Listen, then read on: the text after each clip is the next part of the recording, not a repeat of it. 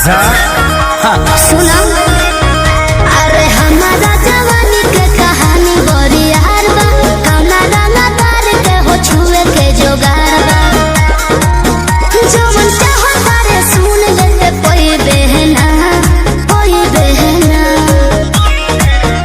एहे बबुआ के खुश करके जाई बहना, दया में दोबारा फिर वही बहना। अच्छा दया में दोबारा फिर वही बहना।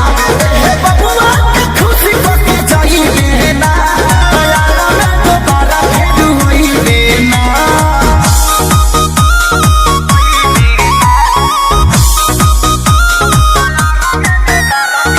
Music by Arya Sharma.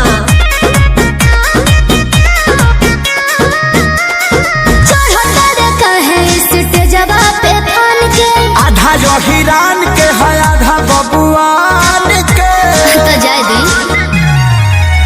अरे ऐसे जन बोला कौन बात के निशाबा, तोहरा में ये जान सब जात के हिस्सा बा। खाली देखे के देख छुए कोई बहना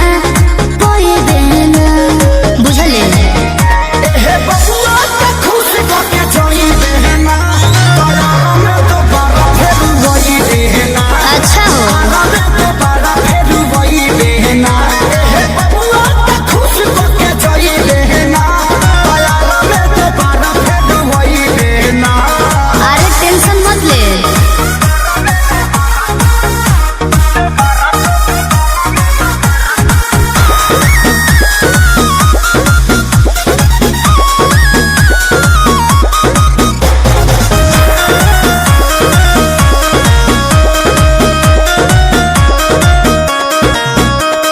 संजय पिसई दे जवानी के लाहौर में, तोहरा खातिर मार होला बलिया बकसर में। तो एहू जा कंफ्यूजने लगता। अच्छा